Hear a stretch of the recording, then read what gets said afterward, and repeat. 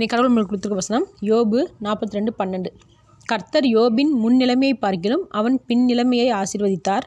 14,000 ஆடுகளும் 6,000 ஒட்டகங்களும் 1,000 ஏர்களும் 1,000 கழுதைகளும் அவனுக்கு உண்டாயின. இந்த வசனத்தை குறித்து கடவுள் மட்டும் என்ன சொல்கிறது பார்ப்போம். யோபுவோட கதை நம்ம எல்லாருக்குமே தெரியும்.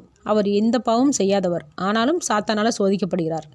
எல்லாத்தையும் இழந்து போகிறாரு. ஆனாலும் தேவன் மேலே அவர் வச்சிருந்த நம்பிக்கையை மட்டும் இழக்கலை. யோபுடைய நண்பர்கள், மனைவி தேவனை பற்றி குறை சொன்னாலும் யோபுவோட மனசு தேவன் மேலே நம்பிக்கையாக தான் இருந்துச்சு.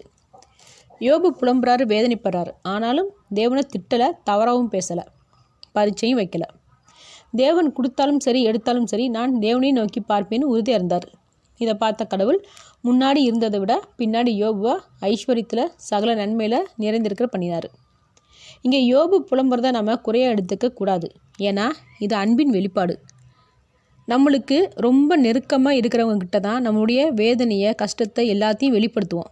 அவங்க மேலே நம்ம முழு நம்பிக்கை, முழு அன்பு வச்சுருக்கறனால தான் உரிமை எடுத்துக்கிறோம். அதுபோல தான் யோபுவும் தேவன்கிட்ட தன்னுடைய உரிமையை வெளிப்படுத்துகிறாரு. நமக்கு ஒரு விஷயம் நடக்கணும்னா முதல்ல வேண்டுதல் செய்கிறோம். அந்த காரியம் தாமதிக்கும் போது பொறுமையை இழந்து போய் தேவன்கிட்ட ஒன்று கோவப்படுறோம், இல்லைனா நீங்கள் கடவுள்னால் இதை செய்யுங்கன்னு பரீட்சை வைக்கிறோம்.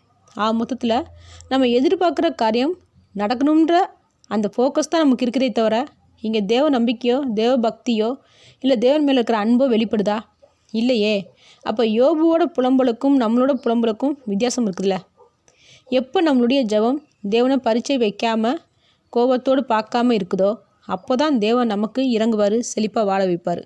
ஆமேன்.